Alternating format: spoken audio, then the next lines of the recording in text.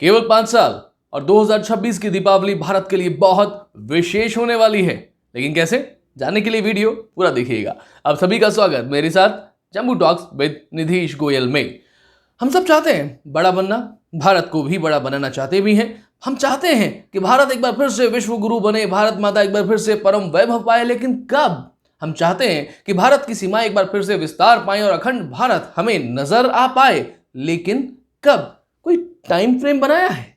कुछ सोचा है कभी कि ये कब तक होगा? हमारे जीवन काल में होगा या हम तो बड़े हो गए हैं तो हमारे बच्चों के यानी कि हमारी अगली पीढ़ी में ये सब कुछ नजर आने वाला है? What can be the time frame? Doctor APJ Abdul Kalam साहब ने विजन 2020 रखा था। 2020 चला गया है, 2021 में हम रह रहे हैं। इस बार प्रधानमंत्री नरेंद्र मोदी जी ने लाल किले की प्राचीर से 25 साल की बात की है, यानी कि परिश्रम और पराकाष्ठा की बात की है। 25 साल अमृत काल की बात की है। द पॉइंट इज लाइक कि हाथी की दांत खाने की और दिखाने की। और ये 25 साल की बात किस लिए किए हैं, मैं आपको बता देता हूं कि दुनिया को बहुत कुछ बताना पड़ता है कि भाई हम जल्दबाजी में नहीं हैं। But I am telling you, 25 साल को एक तरफ रखिएगा और 5 साल को एक तरफ रखिएगा। अगले केवल 5 साल में भारत का नक्शा भी बदलेगा, भारत भी बदलेगा। एक नया भारत, एक बदलता हुआ भारत हम सब के सामने एक्चुअली आने वाला है, और जिसके कारण से बहुत सारे छटपटाहट बहुत सारे लोगों के मनों में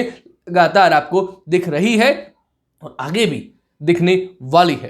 खैर, पीएम मोदी ने जो बात की है उसके साथ साथ मैं आपको एक और चीज बताता चलूं कि इकोनॉमी ऑफ इंडिया 11वीं सेंचुरी में भारत दुनिया का 1/3 अपने हिस्सा अपने पास में रखता था।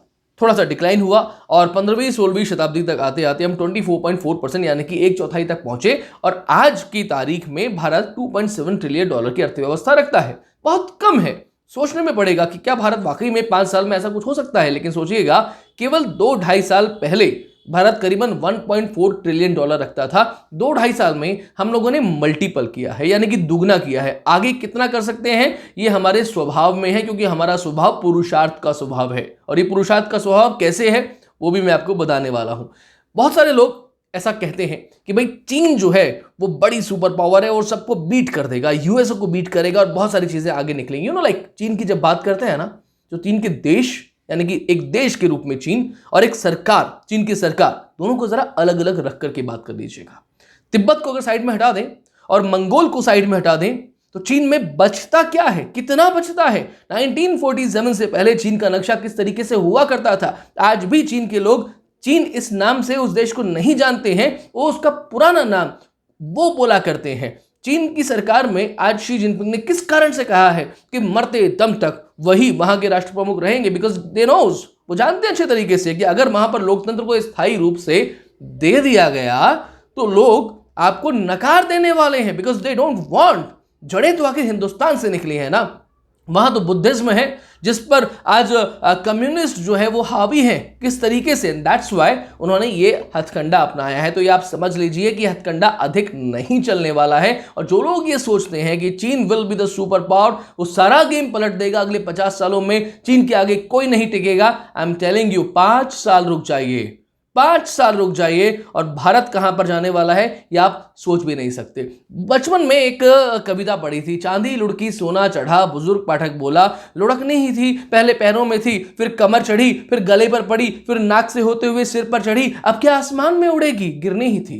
USA, Canada, Australia, UK, Netherlands, France, Germany, Japan, ये बहुत सारे ऐसे देश हैं जो बहुत बड़े हैं, लेकिन इनका भी वही हाल है, चांदी लुढ़की सोना चढ़ा वाला। अब ये बात सोने वाली है।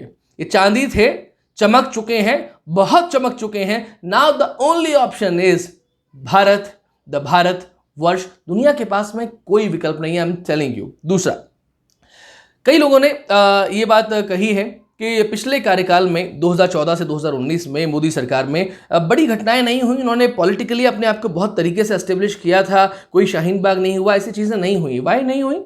बिकॉज राम मंदिर वाली चीज नहीं हुई थी, धारा 370 वाली चीज नहीं हुई थी, ट्रिपल तलाक वाली चीज नहीं हुई थी। हाँ, नोटबंदी हुई थी, सर्जिकल स्ट्राइक हुई थी, जीएसटी हुई थी, लेकिन उससे उनको बहुत खास फर्क नहीं पड़ता था। लेकिन जब ये सब चीजें होनी शुरू हुई हैं तो एक बड़ी छटपटाहट होती है, और वो छटपटाहट इस तरीके से निकल करके सामने आती है कि आपको कहा जाता है कि देखिए ये सरकार अब संभाल नहीं पा रही है, आपने सरकार को और अधिक वोटों से इलेक्ट किया, एक बार फिर से मौका दिया। पहले 283 दी थी, अब की बार अपने 303 एक ही पार्टी विशेष को दे दी, लेकिन फिर भी ये संभाल नहीं पा रही है। इस बार कुछ गड़बड़ है, इनका पॉलिटिकल सिस्टम ना हिल गया है। देखिए ये चीजें they are actually the testing you. नहीं, मैं आपको बताऊं, जनगण मन, वंदे मातरम, इसके बारे में सुप्रीम कोर्ट के डिसीजन आए। हमारे सिनेमा हॉल्स में इसके लिए कहा गया कि भाई आपको खड़ा होना है, और लोगों ने यह भी कहा कि संविधान में कहाँ लिखा हुआ है कि जनगण मन बोलने के लिए, वंदे मातरम बोलने के लिए आपको खड़ा होना पड़ेगा। अगर संविधान में लिखा हुआ है तो हमें बताइए, नहीं तो हम नहीं खड़े होंगे। Actually they are just testing your patience कि आप कहाँ तक जा सकते हैं, किस हद तक आप पहुंच सकते हैं, कब आप पूरी तरीके से आपको हिलाया जा सकता है। लाइक आजकल ट्विटर पे या यूट्यूब पर एक ट्रेंड चल पड़ा है कि जितना आप आरएसएस को या मोदी को गाली देंगे उतनी आपकी टीआरपी बढ़ती चली जाएगी। This is another testing phase. जी हाँ, सोचिएगा। एक बात मैं आपको याद दिलाता हूं, राजा छत्रसाल बुंदेलखंड के और छत्रपति शिवाजी महाराज एक बार मिले थे, और जब वो मिले थे तब राजा छत्रसाल ने कहा था, क्योंकि वो छत्रपति शिवाजी महाराज की बहुत इज्जत करते थे, उन्होंने कहा था मैं आपकी सेना में आकर के आपके साथ में मिलकर के काम करना चाहता हूं। और तब छत्रपति शिवाजी महाराज ने कहा था कि नहीं, हमें आवश्यकता है पंजाब में और हिंदवी स्वराज्य का झंडा बुलंद किया जाए, बुंदेलखंड में और बुलंद किया जाए, राजस्थान में दुर्गादास राठौड़ वहां पर लड़ते रहें, हम यहां पर दक्कन में लड़ते रहें, आप सब संगठन बनाएं, हम सब अपने अपने संगठन बनाएं और लगातार हिंदवी स्वराज्य का बिगुल बजाएं। ये जो संगठन की बात है ना, आज असम में लोग चिकन नेक की बात तो करते हैं, बट दे नो कि असम अब पहले जैसा नहीं रह गया है। अब उसको इतनी आसानी से काटा नहीं जा सकता, उसका गला नहीं काटा जा सकता इतना आसानी से। सो व्हाट, किस कारण से यह हुआ है?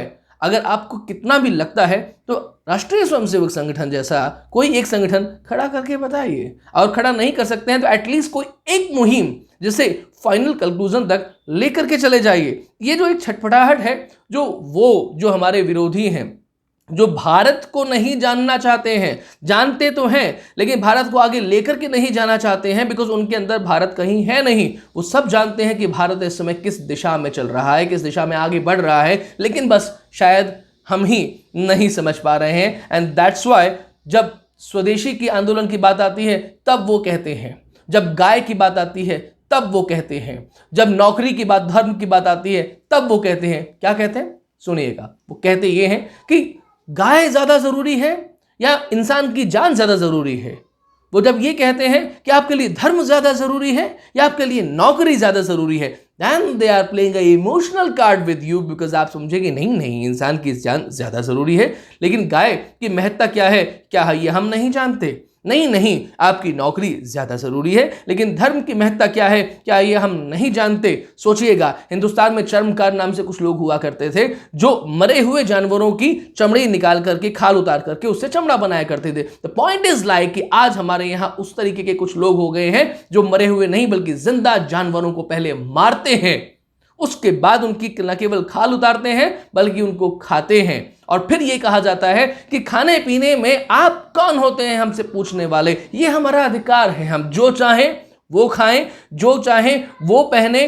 किसी न किसी तौर पे अगर आपको लगता ही था कि राक्षसी प्रवृत्तियों को ही अपनाना है तो 1947 में जिस राक्षसी प्रवृत्तियों के कारण से इस देश का विभाजन हुआ, आप चले जाते हैं वहां पर। हम जब ये कहते हैं, लोग कहते हैं कि हिंदुस्तान में रहना होगा तो वंदे मातरम कहना होगा, कहां गलत आता है इस चीज में? अगर आपको राक्षसी प्रवृत्तियों को ही अपनाना है तो वहां चले जाइए। द पॉइंट इज लाइक छटपटाहट इसलिए ही है क्योंकि उन्हें सबको नजर आ रहा है कि भारत किस दिशा में आगे बढ़ रहा है। अगले 6 महीनों में, केवल अगले 6 महीनों में विश्व में जो उथल पुथल हो रही है ना, like covid, that is China virus, उसके बाद में तालिबान, जो चीज़ें जिस तरीके से आगे बढ़ी हैं, Uzbekistan, Tajikistan, Kyrgyzstan, Afghanistan, Turkmenistan, ये सारे के सारे देश, ये सारा नैरेटिव उसी तरीके का है जिस तरीके से बाबर के बारे में कहा जाता था कि वह हमने बचपन से बड़ा विदेशी लुटेरा हमारे यहाँ आया 1526 से 1530 और भारत का बादशाह बन जाता है।